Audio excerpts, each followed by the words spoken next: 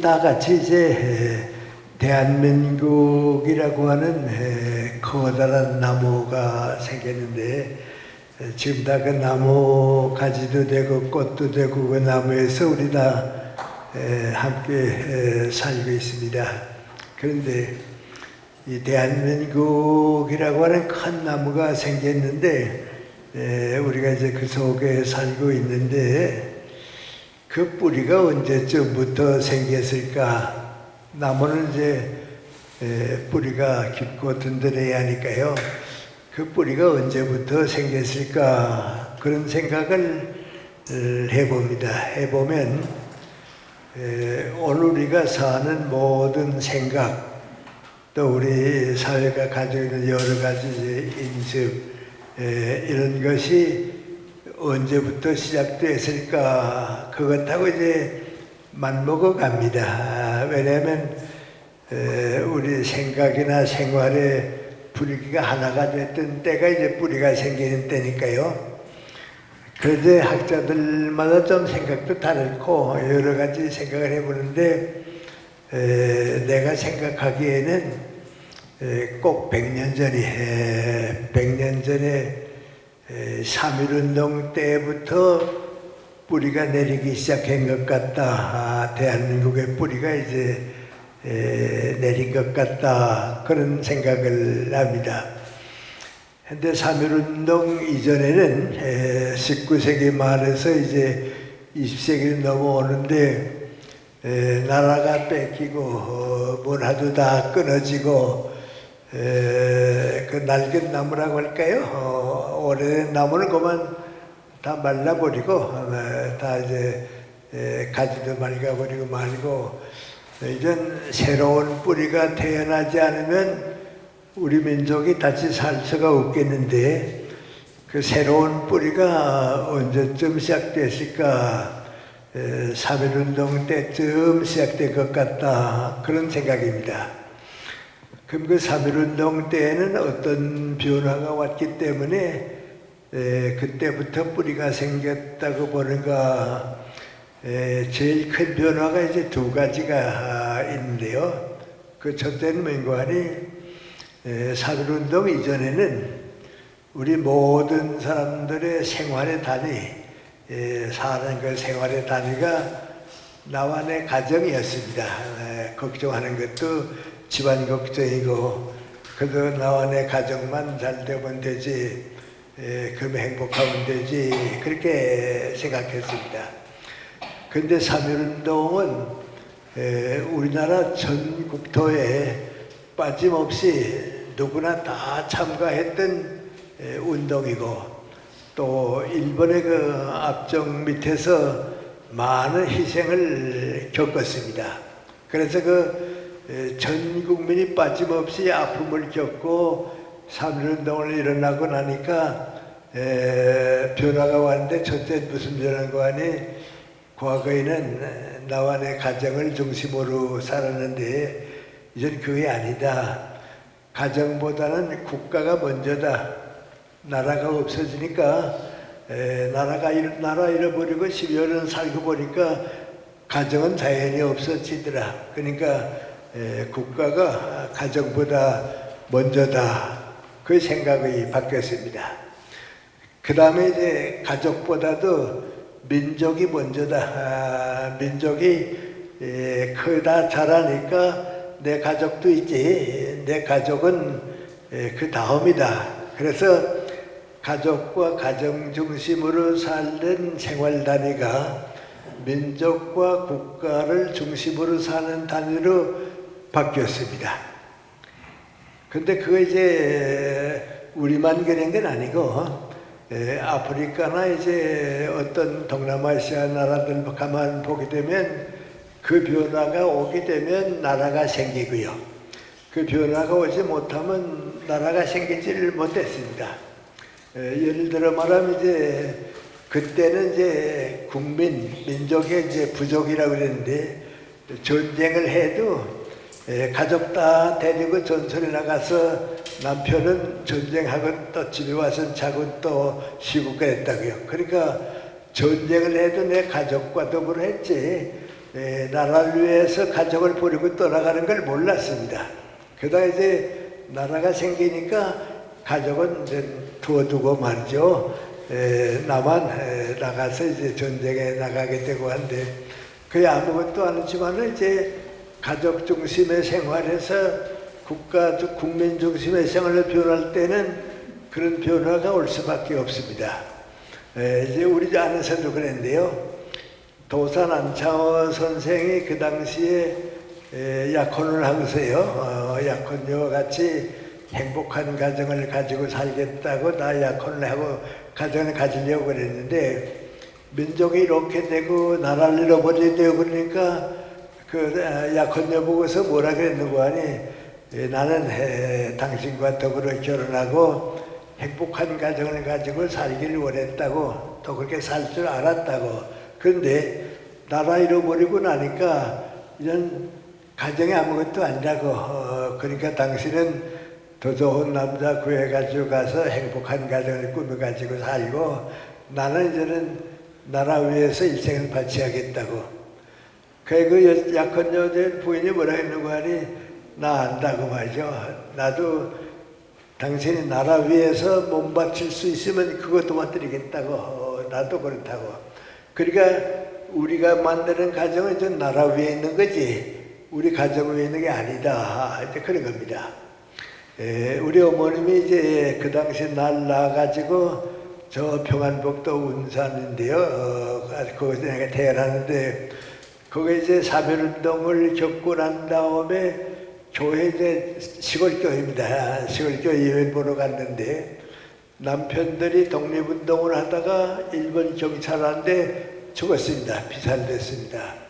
근데 그런 이제 아낙네가 4사람쯤 있었는데, 그 4사람을 예배 볼 때 앞자리에 안 치우고, 뭐 작은 교회죠. 교인들이 모여서 예배를 봤는데, 우리 어머님이 날로 업고 가서 이렇게 가만 보니까 그 젊은 아낙네들이 남편이 죽어서 예배를 드리는데 울질 않았다고.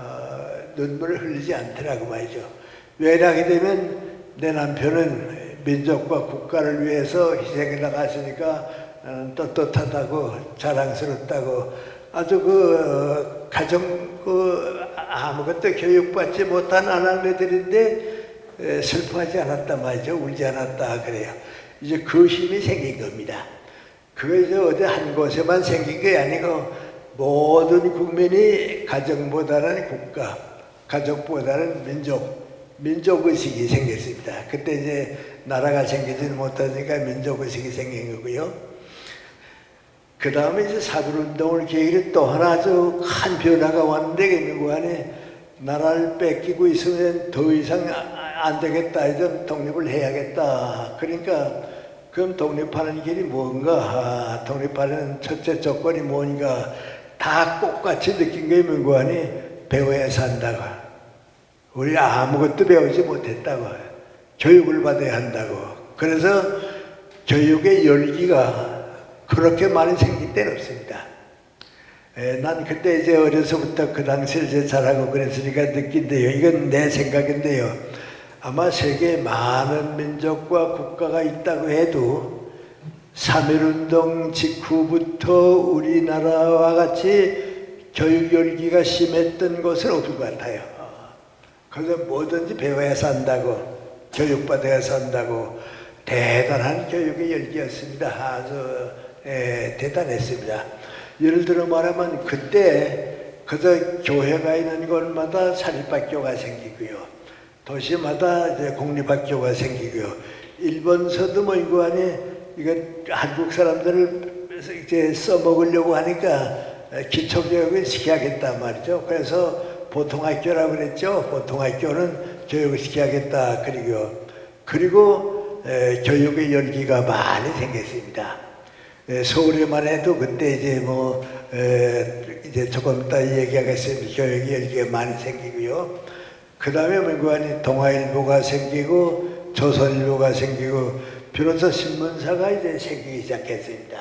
그래서 문맹자가 없는 교육을 받아야겠다. 근데 그것이 그때부터 시작돼서 해방되니까요. 거의 정착이 됐습니다. 그 다음은 전쟁을 겪고 나면서도 교육은 올라왔습니다. 그 지금은 우리가 잘 몰라서 그렇지 세계에서 인구 비례로 대학이 제일 많은 나라입니다. 그리고 교육 투자를 지금 우리만큼 많이 하는 나라가 없습니다. 뭐 어디 가든지 지금 이제 그렇습니다. 그리고 이제 그것 때문에 지금 우리가 이만큼 대한민국이 자라게 된 겁니다. 내 선배 교수 가운데 고려대학에 조기준 교수님이라고 경제학 교수가 있었습니다. 근데 그 교수님이 이제 경제학자니까요, 나보고 하는 얘기가 민구하니 그 당시 필리핀의 국민 소득이 70달러입니다. 100달러를 못 올라갔거든요. 근데 우리가 너무 떨어져 있으니까요, 우리도 필리핀만큼만 국민 소득 올라갔으면 좋겠다고, 100달러만 되면 참 좋겠다고 그랬거든요. 근데 지금 우리는 3만 달러가 올라갔습니다. 근데 필리핀은 지금도 못 올라가고 있습니다. 근데 왜 못 올라갔는가 말이죠. 같이 올라갈 텐데 왜 못 올라갔는가. 필리핀은 국민교육을 못했습니다. 교육이 그대로 잘하지 못하게요. 우리는 뭐 목숨 걸고 교육을 받았으니까요, 올라가기 시작해서 지금 이만큼 왔습니다. 그래서 이제 가정의식이 민족의식으로 변하고 교육을 받아야 살겠다고 하는 그 교육의 열성은 그때부터 지금까지 한 100년 동안인데요, 암만 여기저기 다 찾아봐도 세계에서 그렇게 교육 많이 받은 나라는 우리밖에 없습니다.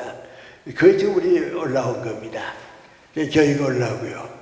그 다음에 이제 세 번째 문제인데요, 불교나 이제 유교를 가지고 우리 살지 않았어요. 그래서 이제 신라 때 불교라든지 이제 고려 시대도 그렇고요, 또 조선 왕조에 와서 500년 동안 이제 유교를 가지고 살았는데, 이 불교와 유교가 우리에게 많은 교훈을 주긴 줬는데 앞으로도 그거 가지고 살 수 있는가, 그걸 잃어버렸습니다. 그걸 잘 살리면 되는데 그걸 잘 살지는 못했습니다.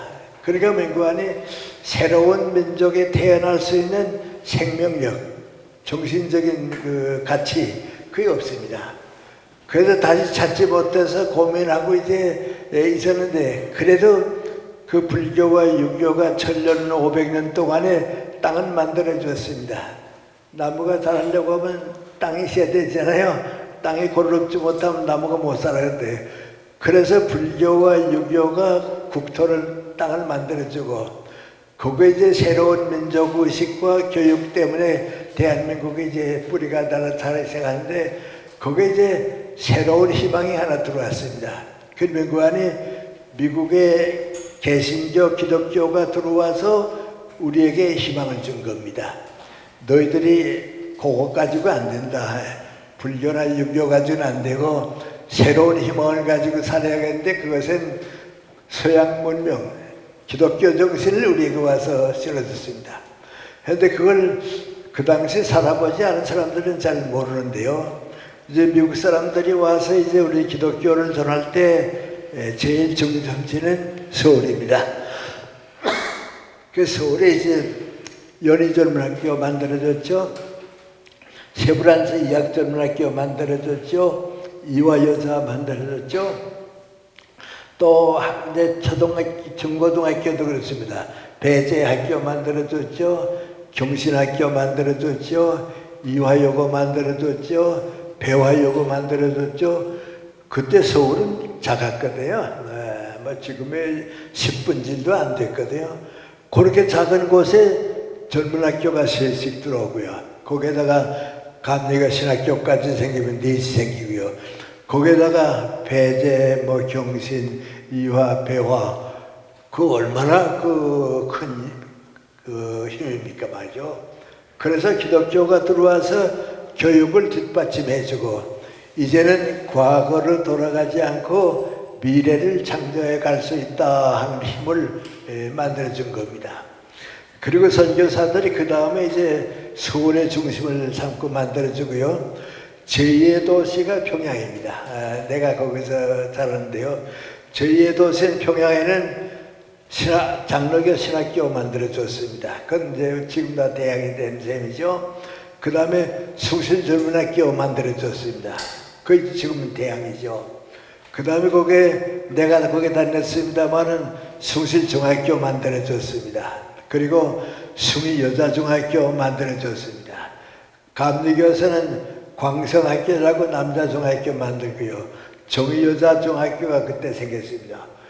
그러니까 그 자그마한 평양이라고 뭐가 작거든요. 그 당시에는 거기에 대학이 될 수 있는 전문학교가 2개 들어오고요. 중고등학교가 4개가 들어오니까요. 교육의 열기가 생기고요. 거기에 다니는 사람들은 민구안이 불교나 유교가 아니라고 해도 서양 문화 가지고서 우리가 새 출발할 수 있단 말이죠. 그래서 이제 평양이 제2의 도시가 된 겁니다. 그 다음에 이제 선교사들이 가만 보니까 제3도시가 2곳인데요. 하나는 대구, 하나는 이제 전라남도 광주입니다. 그 또 대구와 광주에다가 남자 중학교, 여자 고등학교 만들고요. 대구에도 계명학교, 신명학교 만들어서 교육을 깨워주고 초등학교들 만들어주고 그랬으니까 이제 그 미국 선교사들이 와서 2가지를 줬는데 하나는 민구안이 교육을 힘껏 뒷받침해 줬습니다. 교육을 뒷받침해 주고요. 그 다음에 행글 민구안이 기독교 교회를 전파했다. 그거보다도 과거를 버리고 새 출발할 수 있는 이제 서양 사회와 겨룰 수 있는 교육을 주기 시작해서 그게 오늘까지 이제 자란 겁니다.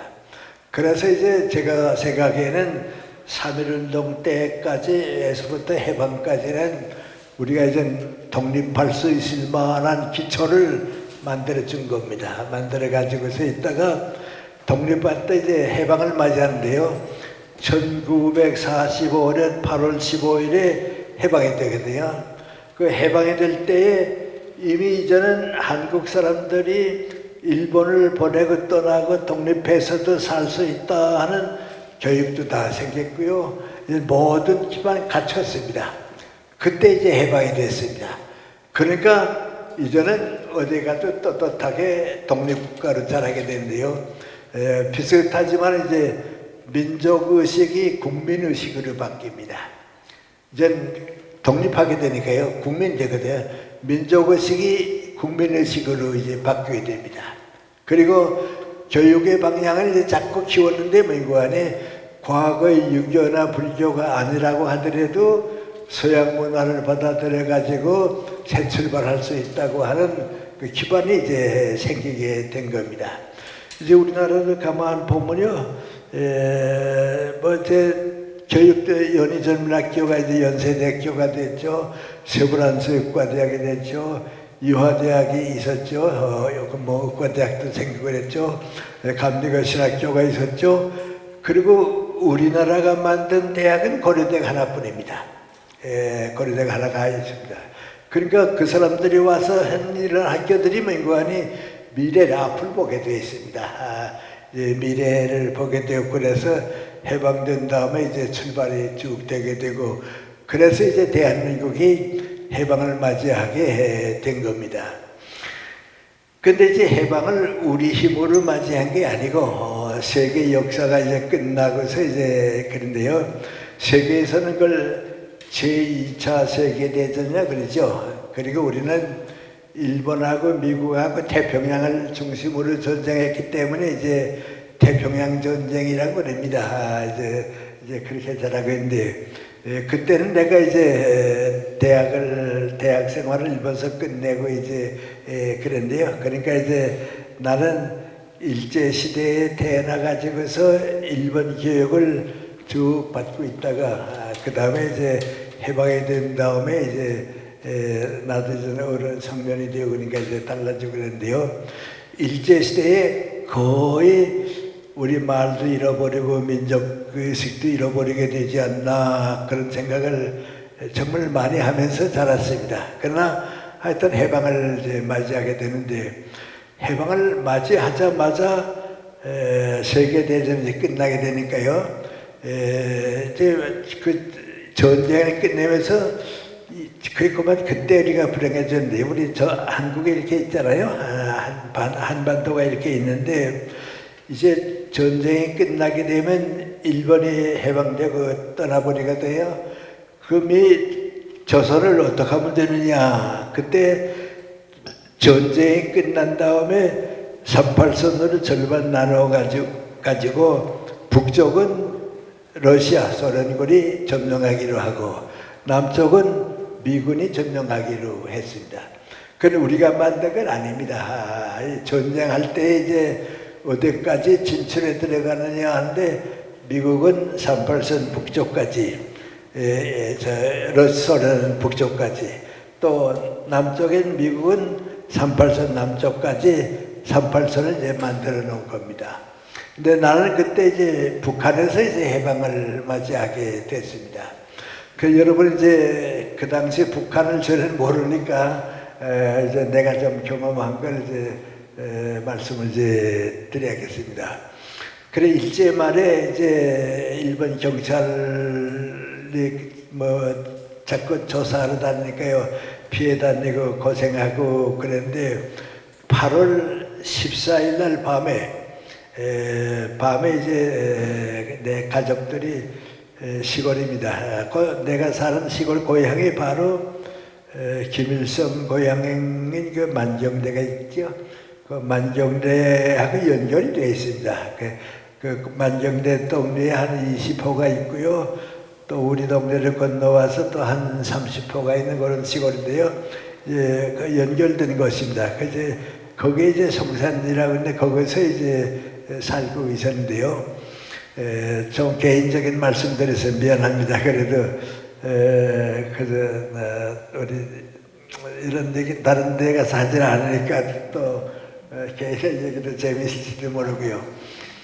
그래 이제 8월 14일 날 밤에 가서 아무 생각 없이 이런 전쟁의 어려움이 얼마나 오래 계속되는가 하는 생각을 가지고 잠이 들었는데요. 어떻게 잠들기가 얼마 안 되는데 꿈을 꾸니까요. 내가 우리 고향에서 평양에서 저 바닷가가 진남포입니다. 그 진남포 바닷가에가 나갔습니다. 나갔더니 집도 없고 아무것도 없는 이제 바닷가가 쭉 있는데 나를 이제 잘 키워주고 나한테 많은 도움을 주고 우리 숭실 젊은학교에 학장지라고요. 그러던 마올이라고 하는 선교사가 있습니다. 아주 절 참 사랑해주고 그랬는데요. 그러니까 꿈에 진남포 바닷가에 나갔더니 그 마올이 선교사님이 거기 계세요. 그래서 나보고 잘 왔다고 내가 너한테 보여줄 때가 있다고 말이죠. 그래도 어디 데리고 가는데요. 바닷가에 아무것도 없는데 한 창고가 2개가 있어요. 아주 창고가 이렇게 2개가 있는데 그 한 창고에 가더니 그 선교사님이 문을 쓱 열더니 들여다보라고 말이죠. 그 문을 열고 들여다보니까 그 창고에 일본 사람들이 죽은 시신이 그저 가득 찼어요. 일본 사람 죽은 시신이 그 창고에 가득 찼어요.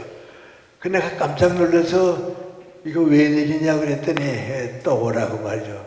그 옆에 데려가는데 그만큼 큰 창고가 또 있는데 들어가 보니까 일본 사람들의 죽은 시신이 가득 차 있어요. 그 나보고 자세히 보라 그래서 보니까 내가 일본서 대학 다녔으니까요. 대학에서 같이 공부했던 일본 내 대학 동창 친구들 죽은 시신도 있고요. 일본 사람이 가득 죽었어요. 그래서 이제 이렇게 변화가 왔구나 하고 나오는데 꿈에서 깼어요. 깨고 나니까 저는 상상 못했던 꿈이거든요. 그 마음속에 뭔가니 이거 무슨 큰 변화가 올래는가 보다, 무슨 큰일이 올래는가 보다 그랬어요. 그리고는 또 밤에 꿈이니까 또 잠들었어요. 잠들어서 8월 15일 새벽쯤 되는데 또 꿈을 꾸는데요. 내가 이제 넓은 들이 있어요. 넓은 들이 있는데 소가 연장을 메고 있는데 내가 농사 짓는데 많이 도움을 주고 나도 일해봤지만 이렇게 연장 가지고 가는 건 해보지 못했거든요. 근데 그날 꿈에는 뭔가 하니 소가 연장을 메고 있는데 내가 그 연장을 쥐고서 밭을 가는데 그래서 한없이 넓은 밭이에요. 그래서 이걸 다 어떻게 가나 말이죠. 저 끝까지 저걸 어떻게 가나 해가 질 것 같은데 하고 쓱 보니까 해가 동쪽에서 떠서 서쪽으로 지는 거 아니에요? 근데 꿈에는 물관에 커다란 해가 동쪽 산으로 넘어가는 거예요. 그 해는 저녁 때가 되고 이 밭을 다 어떻게 가나 하고서 바라보고 있는데 해가 동쪽으로 쓱 넘어가니까 저녁 때가 되거든요. 그 해 넘어가는 거 보고서 깜짝 놀라서 꿈을 깼어요. 너무 이제 두 가지 꿈이 다 이상해서 말이죠.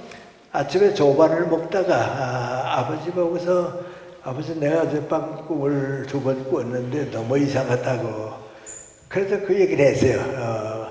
바닷가에 갔더니 일본 시신들이 많이 있고 해가 동쪽으로 지는데 밭을 갈았다고 말이죠. 그랬더니 우리 아버님이 그 내 얘기를 가만 들으시더니 내가 그 얘기를 하니까 내가 한 가지 생각이 나는데 우리가 일본에게 나라를 뺏길 때 우리 아버지가 내 나이쯤 됐거든요. 그때 뺏길 때인데 해가 동쪽에서 들어오는데 뭐 공 같은 작은 해가 가서 자꾸 떠서 들어오더라고요. 그 태양에 하나가 들어올 텐데 왜 저렇게 많이 들어오나 하는데 그 태양에서 뭐 축구공 같은 거 말이죠. 그 야구공 같은 공에 그래서 가득 찼더래요. 그래서 우리 아버님이 젊었을 때 그 꿈을 꾸고서 깜짝 놀라고서 이게 무슨 일인가 하고 얼마 있다 보더니 일본 깃발이 태양이죠. 일본 사람들 이제 해 더물어가죠. 그리고 나라가 망하게 되니까 일본 깃발이 들어와서 가득 차더라고 말이죠. 근데 그 일본 깃발이 큰 태양이 돼서 동쪽으로 졌다고 하니까 해가 동쪽으로 지게 되면 일본 세력이 아마 끝날려는가 보다. 그래서 나보고 하는 말이 맹구하니 너 오늘 힘들더라도 평양에 가서 무슨 좀 중요한 소식이 있나 알아봐라 그래요.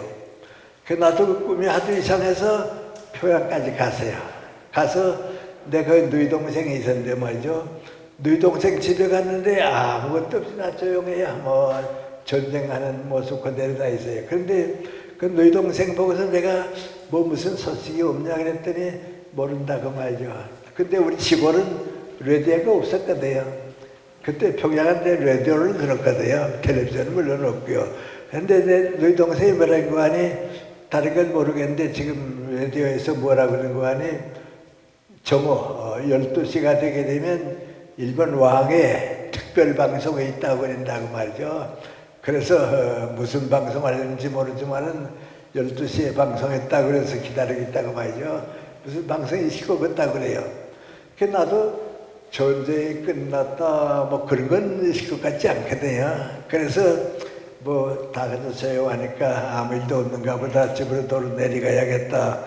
그래 전차를 타고서 이렇게 쭉 가다가 한 평양 도심지 보는데 전차가 이제 손을 내리고 타고 그러는데 앞에 가게에서 방송이 들려오는데 일본 왕의 방송이 시작된다 그래요. 그래서 전차에서 내렸어요. 내려서 그 가게에 들어가서 방송을 들어보니까 일본 왕이 다 준비 12시 정각이 되니까 명관이 무조건 항복한다고. 오늘서 전쟁 끝나고 모든 일본 군인들은 오늘 전쟁 끝나고 무조건 항복한다고 말이에요. 짤막한 거예요. 그 얘기를 듣고 나니까 이제 전쟁이 끝났구나 말이죠. 이제 전쟁이 끝났구나 말이죠. 그리고 이제 그 방송에 듣고니까 이제 들은 사람들마다 거리로 나와서 이게 무슨 일이냐고 이러다가 생각하는 사람들이 맹구하니 이제 전쟁 끝났다고. 일본이 항복했다고. 그럼 이제 일본이 항복하게 되면 어떻게 했냐. 그럼 우린 독립하는 거라고 말이죠. 일본 물러갔으니까 우린 독립하는 거라고. 그래서 거기서 집까지 한 20리가 되는데요. 쭉 이제 걸어오는 거죠. 그때 곁에 걸어오는데 피란간을 하고 소달고 이제 짐 싣고 평양에 이제 전쟁 오게 되면 공습을 고 기다가 이제 가든 속에 간다 그랬어요. 그때는 가던 사람들이 소달고 이제 집을 멈추고서는 방송에 들었는데 무슨 말인지 모르겠다고 나보고 물어보는 거예요. 평양에서 나오느냐고 평양에서 온다고. 무슨 방송에서 했냐고. 전쟁 끝났다고. 그 우리 평양으로 도로 들어가도 되는가요? 그래서 이전 들어가라고 말이죠. 그래서 해방을 맞이한 겁니다. 근데 이제 지금 내가 얘기하는 게 좀 중요한 얘기이기도 하고요. 오늘 아마 여러분 우리 영국의 BBC 방송이라겠죠. 아마 세계에서 제일 유명하고 권위 있는 방송이죠. 근데 그 BBC 방송은 이제 영국서 방송하는데 호주나 미국이나 뭐 뉴질랜드나 영어 다 들어요. 근데 거기서 뭐 이제 나한테 뭐 좀 취재할 거 있어서 왔다가 내가 오늘 여기에 가이가 있다고 하니까 그럼 여기 와보겠다고 그래서 뭐 방송하고 이제 그립니다. 그래서 거기에도 좀 관계가 되니까 제가 말씀을 이제 드립니다. 그래서 해방이 되고서 이제 8월 15일에 해방이 되고서 한 20일쯤 됐을 거예요. 한 20일쯤 됐는데 동네 어른들이 세 분이 나한테 우리 집 오더니 나보고 김생 저 만경대에 김성주라고 이제 고향을 떠나서 오래 떠나 있던 사람인데 돌아와서 그 집에서 손님 대접하느라고 아침에 잔치를 하는데 같이 가자고 그래요. 그 다들 어른들이 가시는데 내가 갈까요? 그랬더니 아니 거기서 김생도 오라고 초대를 했다고 말이죠. 가자고 그래요. 근데 왜 날 초대했냐면 시골이니까요. 대학을 나온 사람은 나밖에 없거든요. 그러니까 다들 교회 장로님들이고 그러죠. 근데 이제 가자고. 그래 나도 이제 김성주라는 사람이 돌아왔으니까 가는데 내가 아는 건 민구하니 그 할아버지가 만경대에 살고 또 삼촌 가정에 살고 또 그 사촌들은 내가 가르치고 그랬으니까 이제 가서 김성주를 만나게 될 것이다. 그래서 이제 갔어요. 갔더니 이제 김성주가 이제 그 우리 초대하는 집 그 좀 멋건데 거기에 스포츠카가 있어요. 이제 스포츠카가 있는데 거기 이제 한 세 사람인가 뭐 이제 얘기를 하고 있는데 아마 김성주가 이상하다. 저는 그 스포츠카는 한국에 없는데 그걸 타고 갔는가 보다. 그리고 가서 이제 조반을 같이 먹었는데 다 많지는 않고요. 한 10여 명이 이제 먹고 그랬어요. 그런데 그 김성주의 할아버지 되는 사람이 날 잘 아니까요. 날 이제 그 김성주한테 소개를 해줘요. 이 김생은 너보다 나이는 좀 많았지만은 일본서 대학도 나오고 공부 많이 했다고. 근데 그 할아버지가 날 소개하면서 너는 공부는 못했지만은 김생은 공부를 많이 한 사람이다. 이제 뭐 그렇게 소개를 이제 해줬어요. 그래서 이제 그 김성주하고 이제 인사를 하면서 우리 며칠서 이제 조반을 먹었는데 다 나이 많은 어른들이고 저 젊은 사람들은 이제 그 김성주하고 나하고 둘이죠. 근데 김성주는 나보다 한 8년 위거든요. 내가 25살이니까 이제 33살쯤 됐죠. 그 저번을 다 먹고서 누군가가 이제 그 김성주 보고서 오래간만에 고향에 돌아왔는데 이제 앞으로 우리나라가 독립하게 되면 우리나라가 이제 뭐 어떤 일을 해야 할 것 같으냐 그랬어요. 그랬더니 그 김성주가 일어서더니 앉아도 되는데 어른들 있으니까 일어서더니 하는 말이 민구하니 뭐 다른 거 다 없고요. 이래서 앞으로 우리가 해야 할 일은 첫째 7.18을 숙청해야 한다고, 두 번째 온 국토 농사되는 온 땅을 나라가 소유해야 한다고. 뭐 누가 가지고 우린 다 지금 누구 소유 있지 않아요? 근데 그 나라가 소유하고 개인은 가지면 안 된다고. 그러니까 그 다음에 지주를 다 내쫓아야 한다고. 우리 거기 평안도는 이제 양반이었거든요. 그러니까 큰 지주는 없어요. 이제 호남 지방에 가면 이제 큰 지주도 있지만은 별로 없지만도 토지 부자, 땅 많이 가진 사람은 다 내쫓고 이제 땅을 이제 나라가 가진다고. 세 번째는 모든 공장과 회사는 나라가 가지지 개인이 운영 못한다고 말이죠. 그러니까 예를 들어 말하면 지금 우리는 달라졌습니다만은 삼성그룹이나 뭐 현대그룹이나 뭐 이제 LG그룹 같은 거 있잖아요. 그건 개인을 못하고 나라가 다 빼앗아서 나라가 국유화해야 한다고 말이죠. 뭐 그런 걸 이제 6가지를 쭉 얘기를 해요. 그래서 나는 그걸 들으면서 이상하다. 자기가 뭐길래 말이죠. 뭐길래 뭐 대통령도 아니고 뭐 장관도 하는 사람이 그 큰 일을 해야 한다고 말이죠. 이상하다. 그리고 첫째 느낀 게 민구안이 저 사람이 공산당원이로구나. 공산당원은 어디 가든 생각이 꼭 같습니다. 그러니까 이제 공산당에 들어간 사람들은 모든 생각이 다 같으니까요. 저 사람이 공산당에 나이 젊으니까 높은 위치는 아니지만은 공산당원이로구나. 그걸 느꼈습니다. 그 다음에 이제 그날은 이제 그것뿐인데 그러면 반드시 그 사람이 무슨 얘기를 해야 하는 거 아니?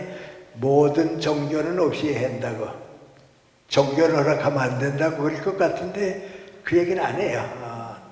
후에 알고 보니까 왜 안 했는가 가만 생각해 보니까 거기 온 사람들 장로님들이거든요.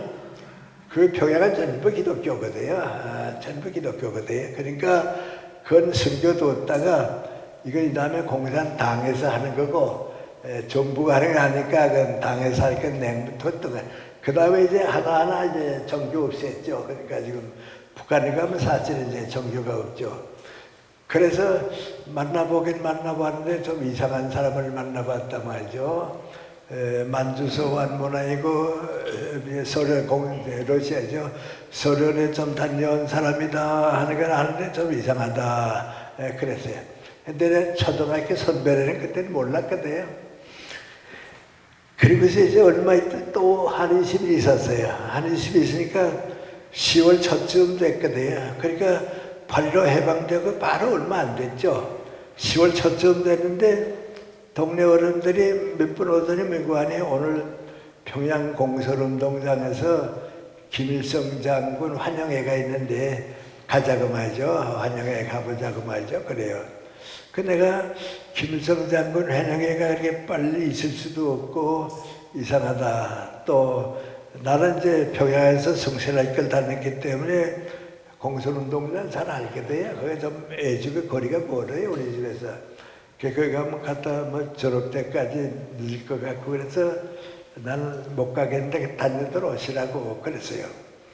그 이제 동네에서 이제 세 분이 이제 공설운동장까지 가서 김일성 장군 환영회를 이제 했어요. 하고 와서는 집에도 안 들리고 우리 집부터 왔어요. 우리 집부터 오더니 오늘 김일성 장군 환영회 갔다 했으면 좋을 뻔했다고 말이죠. 그래요. 그래 김일성 장군 봤냐 그랬더니 봤다고. 봤는데 난 김일성 장군이 한 50, 60대인 줄 알았다고. 근데 가보니까 우리 앞 동네 성주야. 그래요. 근데 내가 깜짝 놀라서 아니 성주가 어떻게 김일성 장군이냐 그랬더니 김일성 장군 환영한다고 나오세요. 이제 조만식 조만식 선생도 거기 있고 말이죠. 다들 모였는데 소련 그 사령관이죠. 스티코프 장군이 나오더니 김일성 장군 나오라고 해서 보니까 너무 젊어 보여서 가까이 가보니까 성주라고 말이죠. 가보셨어요? 그랬더니 나 가까이 가보았어. 성주야 말이죠. 그래요. 그래서 그 사람, 그 같은 사람도 이상하고 나도 이상하고 말이죠. 그래서 내가 느낀 게 민구안이 이게 무슨 큰 변화가 있구나 말이죠. 전쟁에 대해서 38선을 막았으니까 남쪽은 미군이 군정을 하거든요. 북쪽은 이제 소련군이, 공산군이 하거든요. 그러니까 이제 38선을 못 다니게 돼 있으니까 북쪽엔 무슨 변화가 왔는데 뭐 좀 이상하다. 근데 제일 처음 머리에 떠오르는 게 민구안이 38선이 생기고 나니까요. 우리 평양 사람들은 서울에서 어떤 변화가 왔는가 그게 제일 궁금합니다. 아무래도 우리가 이제 서울이 중심이니까요. 서울에서 무슨 소식이 왔는가 하는데 방송도 없고요. 소식이 다 끊어졌으니까요. 군정이니까 이제 여기 북쪽은 소련 공산군이고 남쪽은 이제 미군이 와 있으니까 다 맥혔거든요. 그런데 이제 이따만큼 평양 거리에 벽보가 붙어요. 이제 벽보가 나와 붙고 하는데 그 벽보 보고서는 서울에서 이렇게 됐구나, 서울에 이렇게 됐구나, 앞으로 이제 우리도 이렇게 되려는가 보다 하는 건 서울 알게 돼요.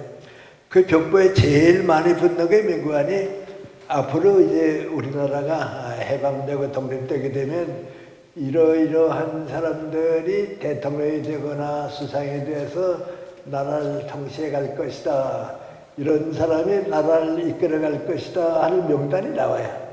그 벽보가 나와요. 그런데 어느 벽보 보든지 나오는 거 보면 제일 먼저 나오는 게 미국안이 미국에 가 있던 서재필이 이제든지 그 다음에 이승만 박사든지 그 다음에 중국에서 임시정부 맡은 김구 선생이든지 그 다음에 네 번째는 만주에 가서 일본 경찰하고 투쟁하던 독립운동 김일성이든지 김일성 장군이든지 그 다음에 한 사람은 이제 서울에서 안재홍이다 뭐 누구다 이런 사람이겠지 다섯 사람 이런 사람이 이제 앞으로 우리나라를 이끌어갈 것이다 하는 벽보가 있거든요. 그래 그걸 나도 여러 번 봤거든요.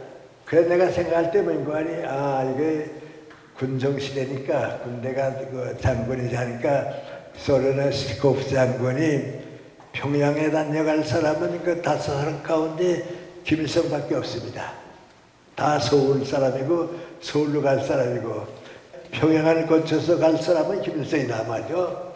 그런데 우리는 김일성이 50대 중반이나 60대 가까이 되는 군사 전략가, 일본서 사관학교 다녔을지도 모르는 그런 사람일 것이다 하고 있었는데 스티코프 장군이 이상하다. 북한 사람들이 전부 저렇게 기다리고 있는 건 김일성 장군인데 다른 사람은 다 서울로 가도 김일성 장군이 평양에 올 사람인데 김일성이 그럼 누군가 말이죠. 누구니까 다 조사해보니까 민구안이 만주에서 일본 경찰 또 일본 무슨 기관하고 이제 어떤 일본 군대하고 이제 싸우거든요. 싸우면 도망가고 또 어떤 데는 잡혀 죽기도 하고 또 도망가고 이제 그런 사람들이 자기 이름이 알면 잡혀가거든요. 일본 경찰이 잡거든요. 그러니까 그런 사람들은 전부 누구가 했는지 몰라요. 누가 했는지 모르는데 전부 우리는 민구안이 김일성이 했다 그래요. 그러니까 김일성이 10사람이든 뭐 몇 사람이든 모르지만은 여기서도 누가 독립운동 하다가 일본 경찰하고 투쟁했으면 김일성이 했다. 함경도에서도 누가 뭐 하다가 이제 투쟁했으면 김일성이 했다. 전부 김일성이거든요. 그러니까 김일성이라는 사람은 없고 평양 사람들은 전부 김일성을 기다리고 그러면 공산당에서 훈련받은 사람 가운데 일본 경찰하고 투쟁한 사람을 누구 하나 내세우면 되겠다 말이죠. 그래서 내세운 사람이 누구 하니? 김성주예요. 그러니까 우리는 다 50대 넘은 사람인 줄 아는데 33살에 김성주가 왔는데 김일성이라고 하니까 나이 많은 사람들은 뭐 이상하다 그러고요. 또 모르는 사람들은 모르니까 민구안이 김일성인가 보다 그랬어요. 그렇게 나타나고는 그 다음엔 다시 나타나질 않아요. 그렇지만 뒤에서 민구안이 공산당 정권은 벌써 그 사람을 시켜가지고서 스티코프 장군이 전부 하고 있었어요. 그러니까 북한은 우리하고 달라서요. 우리 임시정부가 생기기 훨씬 전에 김일성이라고 하는 이런 밑에서 벌써 정권이 다 생겨 있어서 다 짜가지고 왔어요. 그러니까 그 김성주가 33살인데 앞으로 될 일이 뭐냐 하니까 친일파 숙청 뭐 쭉 그렇게 한 거거든요. 이젠 그렇게 되는구나. 그리고서 얼마 지나고 나니까 전부 서른 군정에서 스티코프 장군이 김일성 가지고서 하나하나 다 하기 치우는 거예요. 그래서 이제 나도 그때 대학 나온 사람 별로 안 되고 또 지방 사람들이니까 얼마 좀 도와줘야겠다 해서 뭐 묘인민 의원도 해보고 대동 군의원도 했어요. 군의원도 했는데 우리 서울을 둘러싸고 있는 게 경기도였지요. 그러니까 이제 서울 나오면 경기도거든요. 그 북한에서는 어떻게 된 거니 평양시가 있고 이걸 둘러싸고 있는 대동군이에요. 그러니까 우리로 말하면 경기도가 되는 셈이죠. 서울특별시가 있고 경기도가 있는데 이제 나는 서울특별시는 아니고 평양시죠. 서울에는 평양시를 둘러싸고 있는 대동군의 군인민위원까지 됐어요. 뭐 하여튼 자꾸 맡아서 올라가서 했는데요. 가서 한 석 달 쭉 다니면서 가만 보니까 이게 아직 서울에서는 어떻게 되는지는 모르겠는데 북한에 사는 공산군이 다 짜가지고 와서 전부 자기 계획대로 하고 있는 걸 벌써 이건 안 되겠다 말이죠. 내가 여기 있을 때는 아니다. 그래서 거기서 빠져나와 가지고서 고향에서 이제 교육 사업을 좀 해야겠다 해서 이제 조용히 중고등학교 교육을 하기 위해서 이제 고향으로 다시 돌아왔어요. 그렇게 이제 만년대가 이제 그렇게 되니까요. 조금만 더 거기서 얘기하겠는데요. 그럼 이제 그 김일성이라는 사람은 누군지 모르고 없는 사람이 이제 33살 된 김성주가 김일성으로 들어왔는데 그때부터는 하여튼 그 사람이 김일성이 된 거예요. 그러니까 이제 그 사람이 김일성이 됐거든요. 그럼 그 김일성이라는 사람은 어떤 사람인가?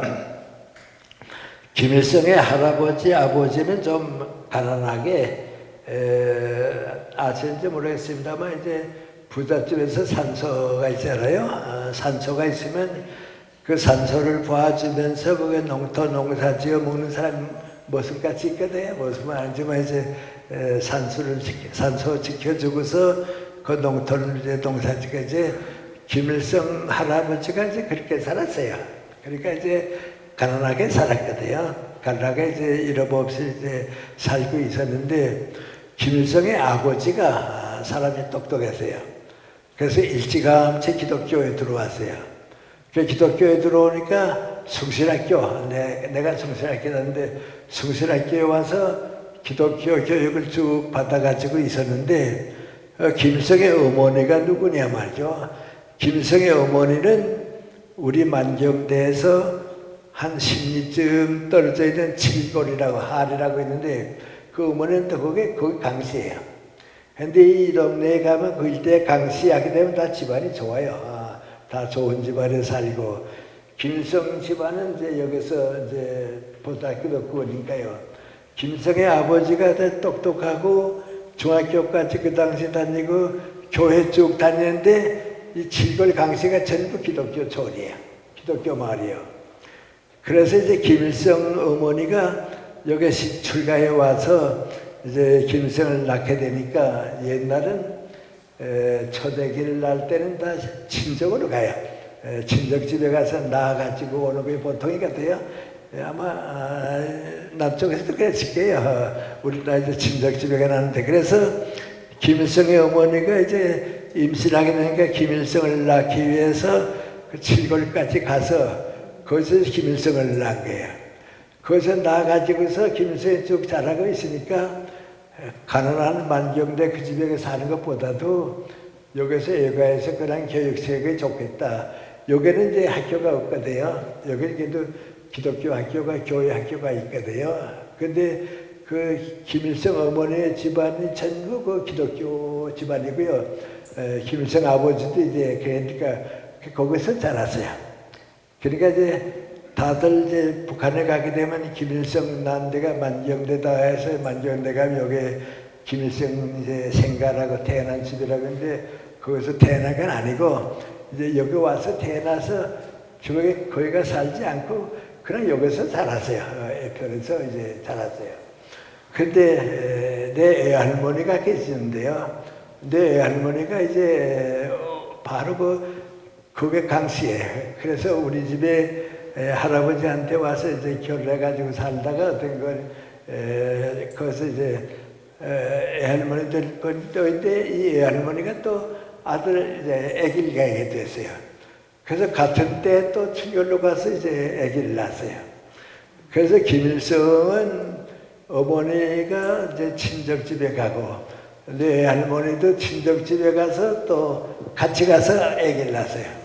근데 두 가정에서 다 아들을 낳았어요. 근데 내 할머니가 그 이제 나보고라 하는 얘기죠. 후에 이제 다 이제 변화가 오니까 하는 얘기인데 민관이 그때 이제 김일성 어머니가 젖이 굶어서 젖을 못 먹게 됐어요. 그래서 우리 할머니가 석 달 동안 먹여서 키웠어요. 그 이쪽 젖은 이제 김일성 먹여주고요. 이쪽 젖은 이제 자기 아들 이제 애삼촌 먹여주고 말이죠. 그 키워줬다고 말이죠. 그래서 그렇게 자라가지고 이제 그랬어요. 그런데 이제 그렇게 자라는데 이제 이거 얼마 후에는 그만 내 편에 그 할머니 아들 애삼촌이 셋이 있는데 큰 아들이 이제 그 영수인데 그 애삼촌이 김일성하고 동갑이 되라고요.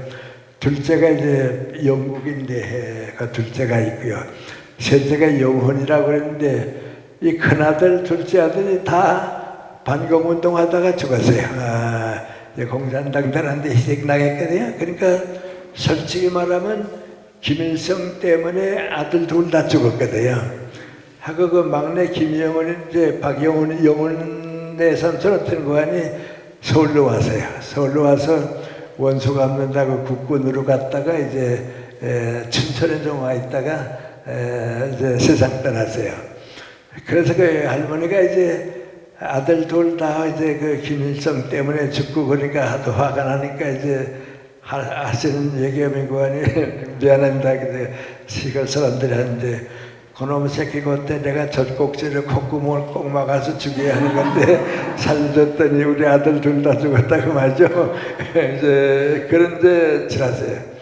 근데 이제 김일성은 그래서 일찍 거기 가서 창덕학교에 다니고요. 나는 우리 동네에 학교가 없다가 신방학교라고 이제 교회에서 세운 학교가 있었는데 4학년밖에 없었어요. 4학년밖에 없지만 그 네 학년 다 합해도 100명이 잘 안 되거든요. 거기서 이제 다니다가 4학년이 끝나고 나니까 이제는 5, 6학년 어디 가서 졸업을 하나 하다가 바로 그 김일성 애편집에 나도 갔어요. 거기 이제 창덕학교에 가서 2년을 다녀서 이제 5학년, 6학년 하고 이제 졸업을 했거든요. 그러니까 김일성은 나보다 먼저 졸업하고 떠나서 만주로 가고 나는 이제 그 후에 다녔어요. 근데 그게 학교의 교장, 창덕의 교장 선생님은 목사고요. 선생님들도 다 교인이고요. 그래서 김일성이 어려서 자랐을 때는 완전히 기독교 집안에 살았어요. 기독교 집안에 살았고 또 그랬는데 만주에 가서 공산당원에 제가 훈련받고 유격대로 쭉 다니면서 독립운동과 유격에 다니는 동안에 완전히 이제 공산주의로 가고서 말이죠. 바뀐 거죠. 그래도 이제 그 김일성은 머릿속에 애삼촌도 다 목사고 말이죠. 그러니까 기독교 정신은 머릿속에 좀 끝까지 남아 있었는데 그 아들 김정일이나 지금 김정은은 이건 없고 말이죠. 그래요. 근데 끝까지 그 기독교의 인상이 남았다 하는 걸 왜 느끼는 거 아니? 우리 저 서울 상도도에 가면 숭실대학이라고 있거든요. 그 숭실대학의 김성락 총장, 그분이 이제 김일성의 아버지하고 숭실학교 동창이에요. 같이 공부했어요. 그분이 이제 미국 LA에 살면서 미국 시민권이 있고 그러니까 북한에 누구 이제 연락이 있을 때마다 내가 김일성 장군 아버지하고 중학교를 같이 다니고 친구인데 한 번 가면 김일성 장군 만나보았으면 좋겠다. 그 연락을 했어요. 그래, 그 이제 김일성한테까지 가니까 김일성이 문구하니 우리 아버지 친구가 있대고 한 번 만나봐야겠다고 오시라길라고. 그래, 김성락 박사님이 이제 후에 평양에 갔어요. 갔는데 그 갔을 때가 이제 김일성이 저 이제 그 함경도 별장에가 있는데요. 그 별장에까지 안내를 맡아가지고 가서 이제 갔더니 김일성이 별장에 혼자 있다가 이제 김성락 박사가 오니까 목사님이죠. 김성락 목사가 오니까 안내해서 다 안 치우고 아버지 얘기를 쭉 다 듣고 이제 그러더니 점심이 돼서 점심 먹게 되니까 김일성이 그 김성락 박사 보면 뭐라고 하니 목사님 기도해 주시죠. 그러더래요. 그래서 김성락 목사가 기도해 주고 점심 같이 먹고 아버지 얘기하고 그리고 이제 성경제가 나 죽어서 왔다고 말이죠. 나보고 얘기해 나 만나서 김일성 장군이 그렇게 자랐기 때문에 아직도 그 기독교 정신에 가지고 있었던 거 이제 쭉 있었다고 말이죠. 그러면서 그분도 얘기하는 거 아니, 그 김일성 장군 아주 거의 남아있는데 아마 그 아들은 없을 거라고 말이죠. 그래요. 이제 그런 분위기로 이제 자라니까 북한이 그동안에 어떻게 변했다 하는 거 이제 말씀드릴 차례입니다. 우리 한 10분 쉬시고세요. 내가 평양에서 본 것만 말씀드리죠. 고맙습니다.